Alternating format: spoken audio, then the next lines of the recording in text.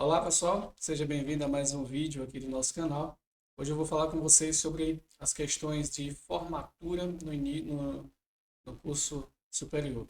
Eu trabalho há muitos anos, né, na condição de sou professor, né, fui coordenador pedagógico, coordenador de ensino no nível superior e sou convidado até hoje para fazer cerimonial de formatura. Nós trabalhamos já há muitos anos com formaturas e tal. Eu trabalho numa faculdade particular aqui do estado da Bahia, interior da Bahia, e nós celebramos diversas formaturas, né? A formatura acadêmica ela é um ato solene, né? Ela é um ato solene e ela é importante para cada um dos futuros profissionais, porque é o fechamento de um ciclo, né? Você passa por diversas dificuldades durante a sua vida acadêmica e é a hora de celebrar, né, o final de tantos momentos bons, tantos momentos complexos, né, tantos estudos, tanta dedicação, é o momento da formatura. Então, geralmente, a formatura ela é encarada por todos os formandos ali como um rito de passagem. E cada elemento dessa formatura, cada momento desse instante, ele é pensado justamente para marcar uma posição na sua vida, né? Uma posição de destaque. Então, tudo é muito importante, tudo é muito. A gente dedica muito esforço para que esse momento seja um momento eternizado em nossa memória e nos nossos registros. Então, assim, as pessoas que vão se formar, elas têm o carinho, né, de convidar até de contratar, aliás, uma empresa para poder fazer a ornamentação, porque tudo tem que ser impecável, como um casamento, é um rito de passagem. E ela é um ato solene porque ela é a atribuição de um grau permanente. Por isso que se celebra, inclusive, com um anel. Você recebe um anel no dia de formatura, você leva o anel ele é posto em seu dedo, porque é um título permanente, né?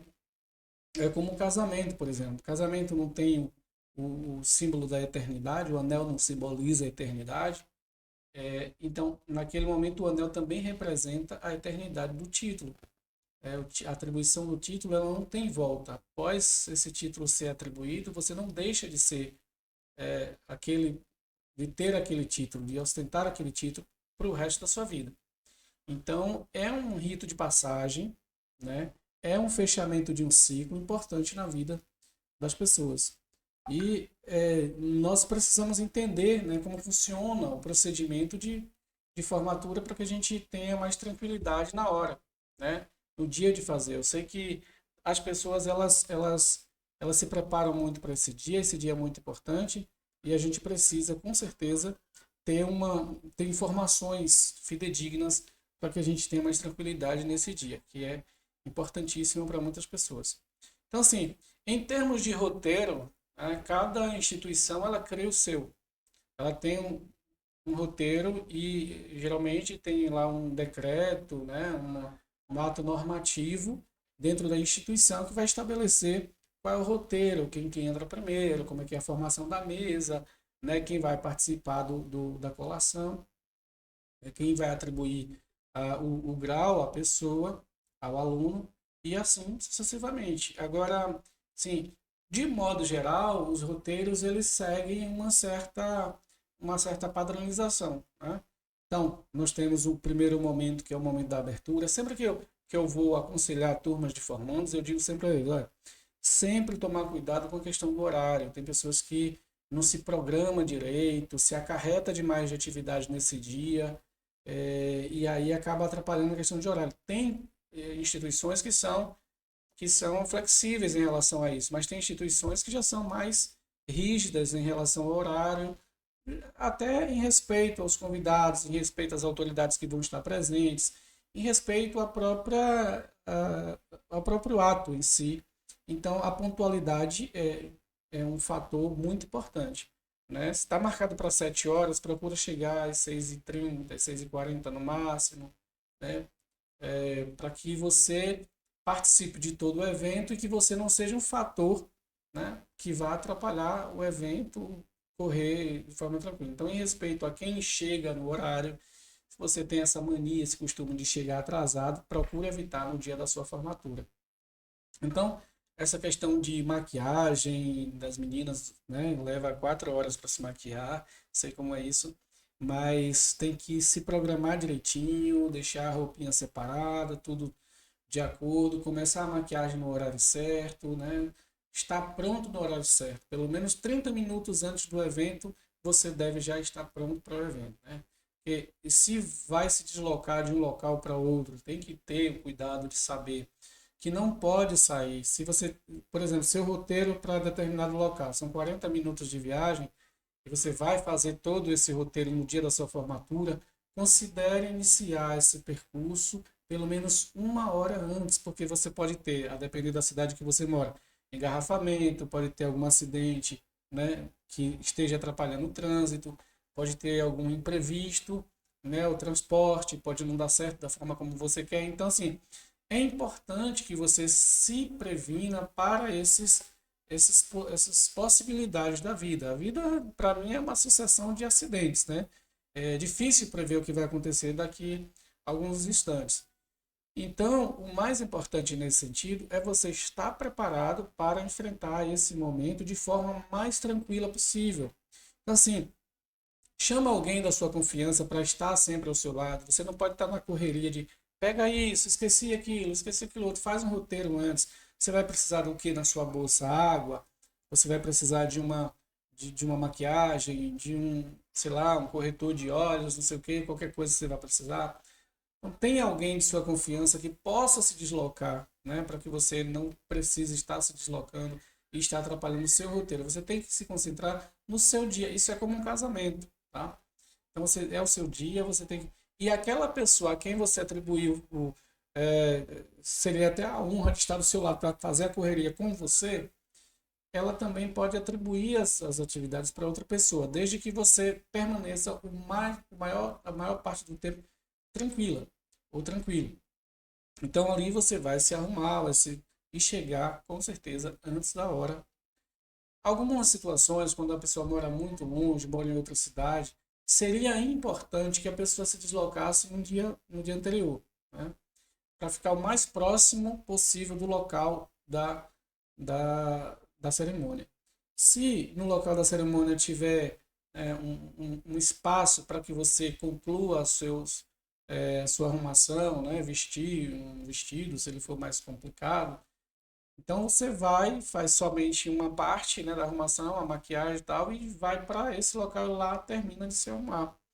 Na maioria dos locais de festa tem um local reservado para isso, tem um banheiro, tem um vestiário, um local destinado para essas eventualidades. Então você conclui a sua maquiagem, ou conclui a sua vestimenta lá no local.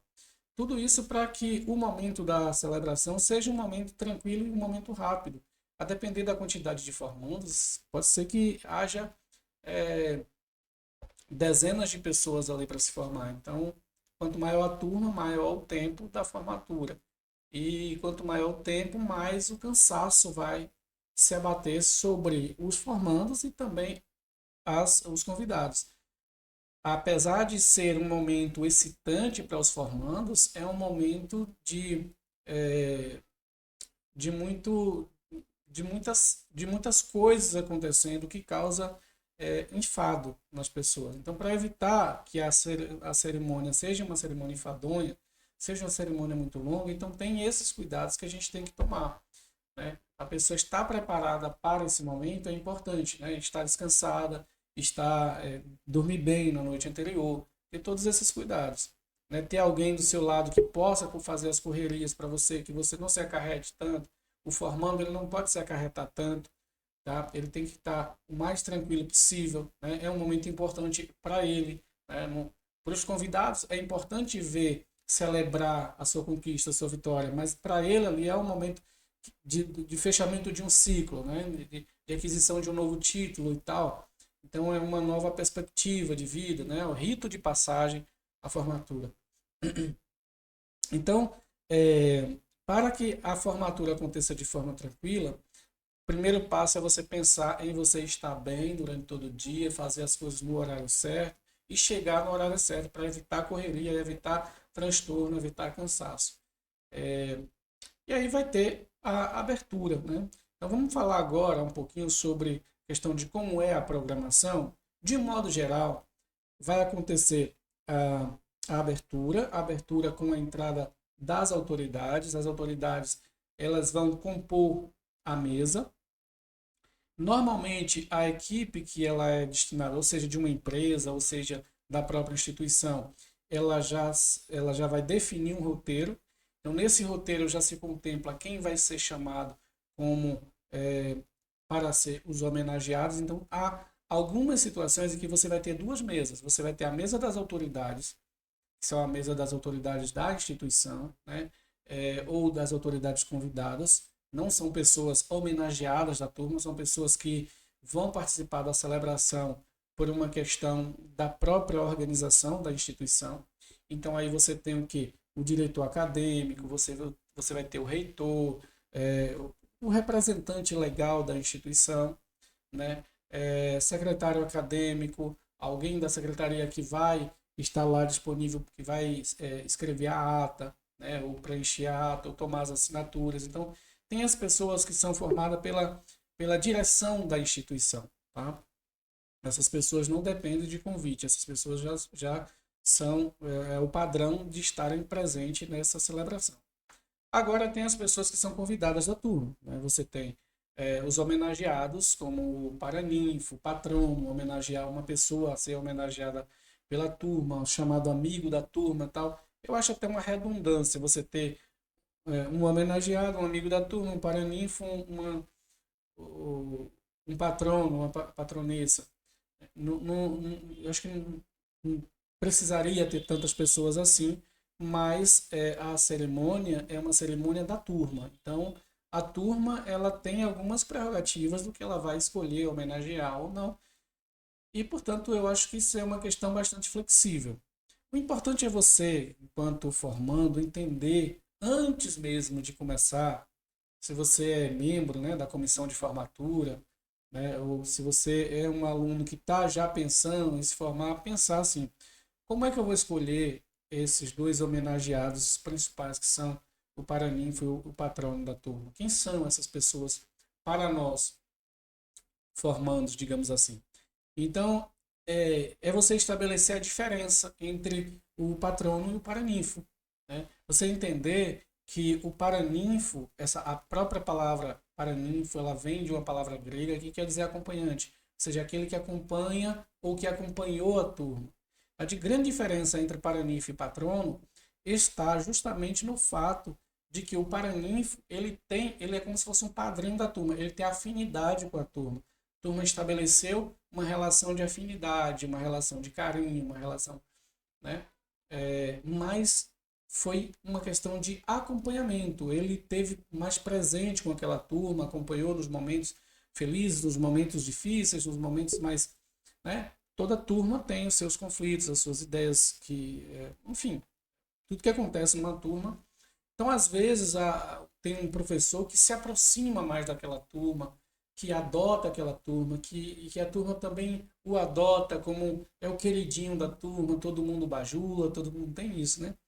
Então, assim, o paraninfo, ele é aquele que acompanhou a turma. Geralmente é um professor que tem mais afinidade com a turma, está mais próximo ali, ajuda a turma a resolver seus problemas, né? Ajuda a turma a chegar lá. Já o patrono não precisa ter tanta afinidade com a turma. O patrono, ele pode até nem existir, vocês podem não querer, né? Não seria uma obrigatoriedade você ter um paraninfo. Nada disso aqui é obrigatoriedade, né? Se a turma quiser, vamos nos formar e nós não vamos homenagear ninguém, porque a gente só viveu sozinho, fizemos tudo sozinho aqui, não devemos homenagem a ninguém. Então, é uma opção da turma, né? Mas tem turmas que quer o patrono, que quer o paraninfo, que quer homenagear mais alguém, que quer alguém que seja chamado de amigo da turma. Tá? Então, a diferença é essa. O paraninfo, ele pode ser um professor que tem mais intimidade, mais amizade, mais a turma tem um olhar de carinho para ele. O patrono não. O patrono, ele é uma referência profissional. É alguém de inspiração. Tipo assim, eu quero ser um profissional como esse professor foi aqui, como esse professor é. Então, você escolhe dentre os professores aquele que representa o tipo de profissional que você quer ser, tá? Por exemplo, eu sou formado em direito, né? Então, nosso patrono, na minha formatura, nosso patrono foi escolhido por uma questão estritamente profissional, porque ele era um profissional da área do direito, um profissional que, para a gente, tinha um certo referencial. Então ele não precisa ser um amigo da turma, ele não precisa ter acompanhado a turma, ele não precisa ser necessariamente conhecido da turma. Ele é apenas alguém que é uma referência de profissional. É aquele profissional que eu quero que me inspire, tá? Então o patrono ele pode vir de outra instituição, ele pode vir da profissão, mas geralmente ele está ligado à profissão, né? Ele está ligado ao ideal de profissional que a gente tem na nossa cabeça. É uma referência de onde eu quero chegar, entendeu? É, é o profissional que representa para mim aquilo que eu quero para o meu futuro profissional, né? E a diferença vai estar também se o paraninfo e o patrono entenderem essa dinâmica da celebração de uma formatura, ele vai entender que ele, como patrono, ele tem para com ele é uma inspiração para a turma em termos profissionais, tá? E o Paraninfo não. O Paraninfo é uma inspiração para turmas em termos de carinho, de acompanhamento, de dedicação, né? Então, o Paraninfo e o Patrono são homenageados completamente diferentes. Então, você pode ter também assim os homenageados da turma. Por exemplo, a gente pegou a pessoa que era colaboradora da instituição, que sempre nos deu muita atenção, que sempre estava ali, que limpou a sala, que a gente viu naquela pessoa uma pessoa que assim, ela nos ajudou a chegar até lá, entendeu? Ela quis o nosso bem, ela estava sempre preocupada, e a turma, como é que vai? Então aquela pessoa ela merece um carinho, uma afago especial nesse dia. Então assim, na verdade, o patrono e o paraninfo, eles vão ter a palavra, tá? Eles vão falar, eles vão ter uma mensagem a dizer no dia da formatura. Já os homenageados não, os homenageados vão receber uma menção ali, honrosa, vão receber um, uma lembrança, pode ser um certificado, uma placa, alguma coisa do tipo, mas eles não vão ter a palavra durante a cerimônia. Já o paraninfo e o patrono não, esses têm a palavra. O paraninfo, enquanto uma pessoa admirada pelo respeito que teve pela turma, pelo carinho, pela condução, pela dedicação à turma, e o patrono pelo profissional que é, pelo exemplo que é de profissional, né, de notório saber dentro de uma sociedade. Então aí nós temos, né, a formação da mesa de honra, que é formada pelo paraninfo, pelo patrono, pelos homenageados, né, e por uma pessoa. Algumas instituições criaram essa figura do amigo da turma. Quem seria o amigo da turma, né? O amigo da turma seria alguém que eu acho que é semelhante ao paraninfo. É alguém que teve um acompanhamento com a turma, geralmente não um professor, mas alguém da secretaria, alguém do apoio, né? Alguém que teve uma proximidade. Então, esses quesitos, essas requisições para se escolher essas pessoas, somente a turma vai ter discernimento, né, em comum para chegar ao nome, né? Então, assim, primeiro aí você tem a formação da mesa de honra, que são a mesa de honra com os homenageados, um espaço reservado para eles, e a mesa das autoridades as autoridades da instituição, tá? Então, as autoridades e também possa ser que a turma ou a comissão de formatura ou o pessoal que vai fazer a ornamentação, vai montar a mesa lá, os espaços do evento, possa ser que crie uma mesa só, né, com as autoridades da instituição e os homenageados. Isso não é um impeditivo, nem é uma regra pré-estabelecida, fixa, não. Mas o importante é que se haja a formação dessa mesa, porque como eu estou falando para vocês, a formatura é um ato solene, né? E como ato solene, a gente precisa compreender que ela é, é, é um ato que vai atribuir um título e esse título precisa ter o acompanhamento da sociedade, tá? Então, por isso que você precisa ter uma mesa que dirija, que presida essa solenidade. Então, assim, presidente da mesa geralmente é a autoridade máxima da instituição, né? Então, pode ser o reitor, né, o diretor acadêmico ou uma representação legal da direção máxima da instituição. E aí você formou a mesa ali, né? Tá todos os homenageados, tá? Vai acontecer a entrada dos formandos. É nessa hora aí que as lágrimas começam a rolar no rosto dos convidados e dos formandos. A entrada dos formandos é um momento muito importante para eles, né? É o momento que, digamos assim, de debutação, é o momento que eles vão se apresentar, vai se apresentar aquela parcela da sociedade, que são a parcela, que são os convidados que estão ali presentes no recinto. Eles vão ser apresentados e eles agora já vão ser apresentados como pessoas já vencedoras, né? Que já chegaram lá, que já conquistaram, né? Já venceram os obstáculos que tinha no caminho para enfrentar, eles já venceram. Então, assim, é o grande tapete vermelho mesmo. Então, aí vale uma música especial para cada um dos formandos, aí vale os confetes, né? As buzinas, aí vale, né, entrar com dancinha do TikTok, aí vale um monte de coisa, porque é um momento de triunfo, é um momento de dizer, ó, cheguei lá, né, consegui, venci, né? Então é um momento de grande emoção. Então é um momento para ser celebrado com alegria, né, com festividade, né, com palmas, com gritinhos, com buzininhas, mas tudo tem que ter o seu local, o seu ambiente, né?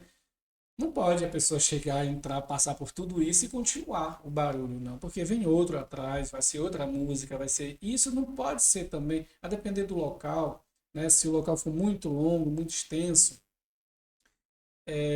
para a pessoa caminhar até o local onde ele vai aguardar o momento de colar o grau, então não pode ser uma coisa muito demorada também não. Às vezes eles colocam uma música para cada, às vezes eles querem uma música só para todos. Eu, particularmente, gosto quando eles têm uma música animada, porque essa escolha de música é uma escolha pessoal de cada turma, né?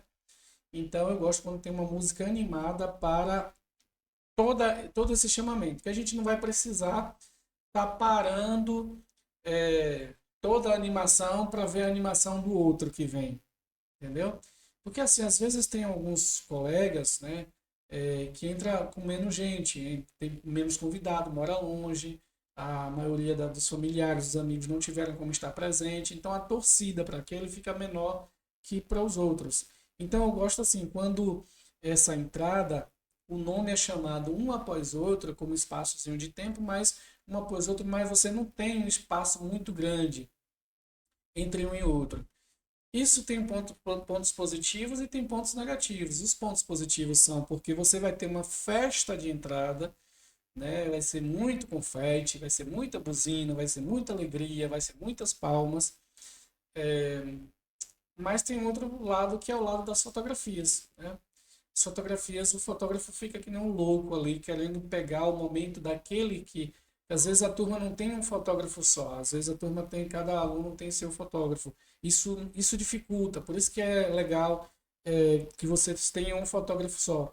Mas se você só tem uma empresa de fotografia, ou eles têm dois ou três fotógrafos ou mais, ou ele não dá, um fotógrafo só não dá conta da entrada de todos. Então, o mestre de cerimônia ele precisa ter muita percepção do que ele está fazendo para que ele dê tempo de que cada um tire sua foto e leve seu registro para casa, que isso é um momento importante. Então, essa questão toda vai ser, essas questões têm que ser decididas ali com a comissão de formatura, né, a turma inteira, mas é a comissão de formatura de frente, para decidir, né, se vai ser uma empresa, se vai ser um profissional, se cada um vai ter seu profissional. Eu aconselho que sempre tenha uma empresa de fotografia dedicada para esse momento, que eles estejam conscientes de quantos formandos tem, para que ele possa dar conta de todos esses formandos. Então, nesse formato assim, de ir chamando um após o outro, sem um espaço de tempo muito grande, é importante que os fotógrafos estejam preparados. Mas aí, por exemplo, um levou um confete daquele, o outro não levou, mas o confete vai estar voando ali a todo momento, então vai cair na cabeça de todo mundo, vai ser uma festa animada, né? E essa música, ela permanece, essa animação toda permanece até o momento que todos os formandos estão no seu local, no seu assento, né? Geralmente uma arquibancada que é feita, formada atrás da mesa dos formandos, varia de espaço, varia de local, varia de empresa de ornamentação e tal, varia, mas assim, em cada situação você precisa somente compreender que esse momento é um momento especial na vida dos formandos e a gente, enquanto direção, né, coordenação, enquanto participantes daquele momento ali, a gente tem que trabalhar para que aquele momento seja único, significativo e marcante para o formando, né? A estrela do momento ali é o formando. Então, o início do evento, ele até esse momento da entrada dos formandos, ele ainda não se deu oficialmente, né? Nós formamos a mesa, nós trouxemos os formandos, agora está ali todo o corpo social, né? O corpo social formado pelos estudantes, pelos colegas, pelos parentes e pelas autoridades da instituição. Agora nós vamos instalar a celebração, de fato, que é o ato de abertura dessa ata, que é o registro, o documento, né, que vai atribuir e confirmar que houve aquela solenidade, que houve aquela atribuição de título para aquelas pessoas. Então aí é a autoridade máxima que há no local da instituição, né? Pode ser o reitor, pode ser o diretor acadêmico, o diretor geral, enfim, a depender da instituição, isso aí vai variar. Então o reitor ele vai fazer a abertura oficial. Então o cerimonialista, aquela pessoa que está conduzindo, chamando as pessoas, ele convida o reitor ou a autoridade máxima, né, para poder abrir formalmente o evento. Então, ao ser feita a abertura formal do evento, o que acontece em toda a solenidade oficial? A execução do hino nacional brasileiro, né? Então, esse momento do hino nacional brasileiro tem toda uma formalidade também, né? Todos ficarem de pé, vamos executar aqui o hino nacional brasileiro. O hino pode ser cantado por um artista da cidade, né? Sendo que a execução do hino nacional tem solenidade e tem regras. Não é de qualquer forma, não pode colocar qualquer ritmo, não é qualquer instrumento, tá? De preferência, pegue um playback que já vem com a orquestra. Não se, claro, existem quebras de protocolo em uma e outra solenidade, às vezes as pessoas querem mostrar algo diferente com o hino, mas o hino nacional, ele representa a unidade do país, né? Então, enquanto unidade, ele é uma linguagem do país, ele é uma representação, por isso que não pode variar, tá?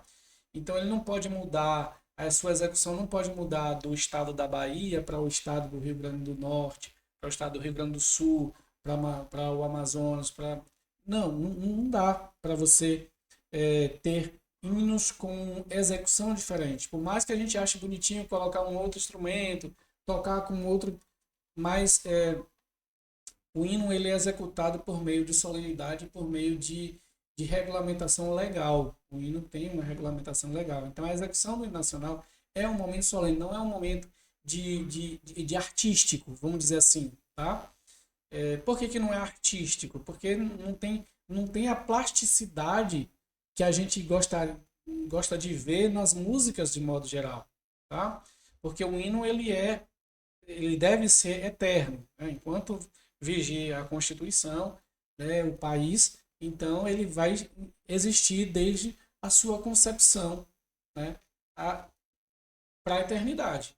O hino, então, ele não muda, ele não tem execução de forma diferenciada, ele é um ato solene também, e ele é um ato geralmente de abertura de eventos oficiais. Então, como a formatura, ela é um evento oficial, é um evento que atribui título, né, e título é eterno, é uma solenidade. Então, o hino entra, se encaixa aí.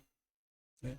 Logo após o hino, algumas pessoas colocam as falas, outras colocam, e eu prefiro assim, que venha logo o juramento. Né? O juramento, ele é um ato formal também. Todos os atos que são desenvolvidos após a instalação são atos formais, tá? Mas assim, qual é a formalidade do juramento? Né? O juramento é um momento em que o profissional, o futuro profissional, ele faz um compromisso com a sociedade, assume um compromisso com uma carta, né, se comprometendo a seguir certos padrões éticos e morais em relação à sua profissão, em relação ao seu país. Né, é o compromisso que ele estabelece ali. A partir de hoje eu vou ser um profissional, vou estar comprometido com o quê? Eu vou estar comprometido com a democracia, eu vou estar comprometido com os valores éticos e morais da nossa sociedade, vou estar comprometido com o meu país. Tá? Então, é uma declaração formal do seu compromisso com o seu país, o qual você não pode quebrar ao longo da sua prática profissional, porque ao quebrar, você estará quebrando com o seu código de ética. Então, é ali que você estabelece o seu compromisso com o seu código de ética da sua profissão. Né?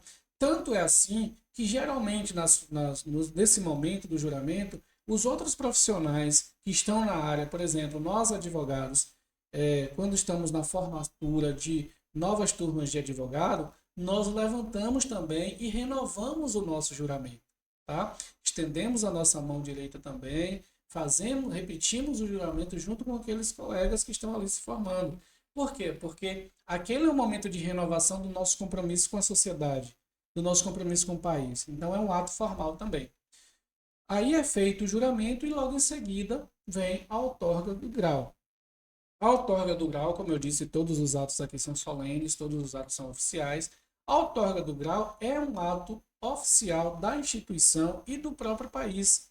É um ato de autorização para que o profissional ele se torne, a partir daquele momento, a pessoa, o estudante, né, o acadêmico, a partir daquele momento ele se torna um profissional daquela área que ele está se formando. Tá? Então, a partir daquele momento ele pode levantar a cabeça e dizer assim, eu sou um profissional dessa área. Claro que a gente sabe que tem as organizações de classe, né, que você vai precisar se filiar. No caso dos advogados, você tem a OAB, você tem que passar, ou você já pode até estar aprovado, mas você precisa se inscrever nos quadros, né, da ordem. Ou no caso de outros profissionais, cada um tem a sua entidade de classe, e nessa entidade você vai se inscrever, você vai ter as taxas a pagar, né? É a parte ruim, mas é preciso, né, para manter a ordem naquela profissão, né? A organização daquela profissão, né? E também para impedir que pessoas que não sejam dos quadros exerçam aquela profissão. É meio que uma reserva de mercado mesmo. Mas é necessária para a nossa sociedade que você tenha profissionais, que você tenha uma organização que ateste que aquela pessoa ali é um profissional daquela área. Então ela precisa fazer parte desse rol, né, de pessoas que receberam o título naquele ato solene. Tá?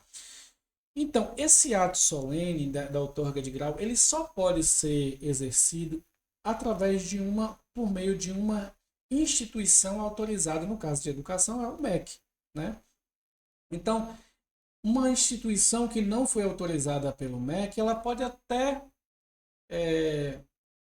ter o curso, mas esse momento ela não tem atribuição legal para exercer. Tá? Então, essa atribuição ela vem da lei, essa atribuição ela vem do próprio MEC, da instituição da educação no país. Tá? Então, essa outorga de grau só pode ser feita pelo profissional máximo da instituição ou seu representante legal, né? A função de representação aqui é possível, o diretor acadêmico, enfim, é quem vai fazer essa outorga. Logo em seguida, o formando ele passa para assinar a ata, que é o documento que formaliza a formatura daquele profissional. Tá? Então, assinou a ata, pronto, você está formado, você tem um grau, não quer dizer que você seja um profissional da área, porque para você ser um profissional da área e atuar na área, você precisa estar ligado a uma entidade de classe, porque essa é a nossa organização política. Agora, por exemplo, o conhecimento ali está atestado que você tem, que é a função do MEC. Né? O MEC ele tem a função de educação, né? Pesquisa e extensão, e essa função ela é consubstanciada e oferecida pela instituição de ensino, e a instituição de ensino finaliza ali a parte dela, que é a parte de formação profissional. Concluída a formação profissional, nesse ato de assinatura da ata de formação nesse dia. Então aí, você já está formado, vem as questões de celebração do momento, de palavras, de coisas que precisam ser afirmadas nesse dia, né? Então você tem o orador da turma, é um momento bastante emocionante da turma, porque geralmente o orador ele traz toda a reflexão que a turma estabelece ao longo do tempo acadêmico dela, né? Então o orador da turma ele vai consubstanciar, ele vai resumir ali, ou para algumas turmas, 2, 4, 5 anos, a depender da formalidade ou do tipo de curso que você está. Então você tem assim, os tecnólogos, por exemplo, tem tecnólogo que são 2 anos, né? Tem outras formações de nível superior que são 2 anos, e tem as formações que são de 4 anos, e tem formação de 5 anos, né? E 6 anos. E olha lá, tem gente que ainda vai continuar aí numa especialização, mestrado, doutorado, então a formação profissional ela é permanente sempre, né? Atualização, capacitação, tudo isso faz parte da formação do profissional. Mas aquele momento em que o orador da turma vai falar, ele já está formado, né? Ele já tem a possibilidade de ser um profissional da área, e só não exerce a profissão porque não está inscrito nos quadros de uma determinada da sua área, né?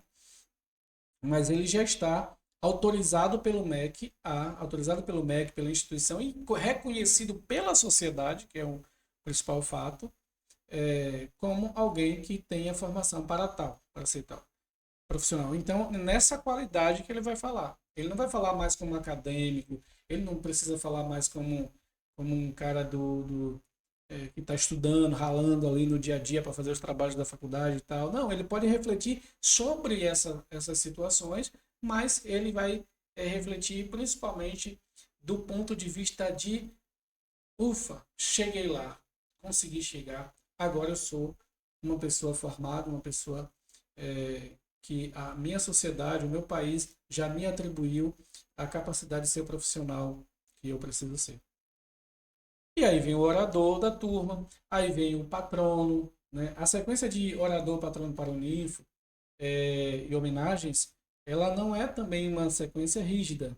Mas assim, eu geralmente gosto de colocar o orador primeiro, depois o patrono. Por quê? Porque o patrono é a referência profissional daquela turma. Tá? Então vem o patrono, o paraninfo, que é uma relação mais de afeto, né, de carinho, eu não coloco perto do orador, porque a emoção do orador, né, o orador da turma, não passa para o patrono. Então você tem um momento de relaxar, né? Ninguém pode ficar só chorando, né, tendo aquelas lembranças, né, que não vai voltar mais, só vai ficar na lembrança mesmo. Não. Então vamos dar uma respirada, ouvir o patrono, né? O patrono ele vai falar da nossa qualidade profissional. Geralmente no discurso do patrono tem aspectos profissionais da área que as pessoas vão atuar ali. Aí depois vem o paraninfo. O paraninfo é a hora de derreter novamente, né? Aí é outra carga de emoção, porque o paraninfo vai lembrar do ponto de vista acadêmico, né, da vivência, né, das experiências daquela turma. Ele vai lembrar dos encontros, das viagens, de tudo que aconteceu, ele vai fazer um momento que também vai ser um momento de emoção, tá? Então, nesse momento de emoção, vocês já respiraram enquanto o patrão estava falando de algo mais prático, mais profissional, mais na área, né, mais centrado na área. Vocês agora vão se emocionar de novo com o paraninfo, né? Pode ser o paraninfo, amigo da turma, pode entrar aí, se for falar, geralmente não fala, né?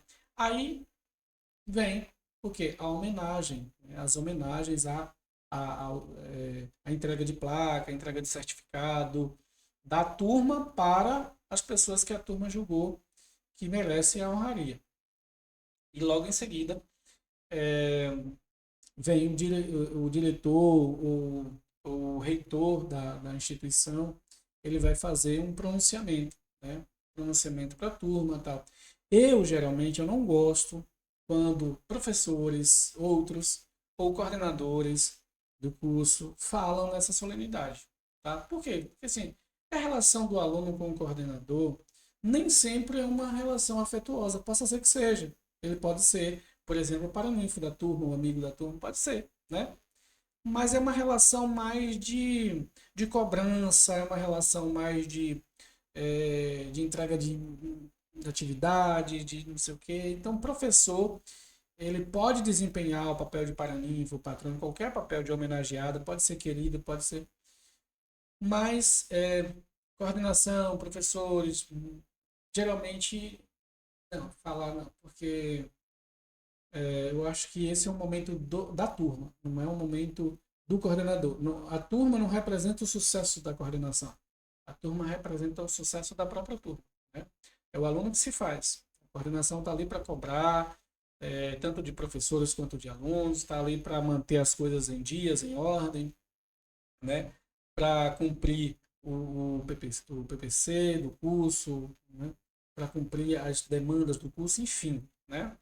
E as relações, elas não precisam ser relações muito amistosas, né? Apesar de que devem ser relações respeitosas, mas assim, você respeitar alguém, você não precisa admirar. Eu respeito todo mundo, mas não admiro todo mundo, né? Então, assim, não é um momento que eu vejo que seja um momento de coordenação falar ou de outros professores falar, né? É um momento que fala, o reitor vai falar aqui porque ele fala em nome da instituição, ele fala em nome geral, ele pode falar em nome da coordenação, dos demais professores, mas ele fala em nome da instituição. Então, é um momento que ele fala, né?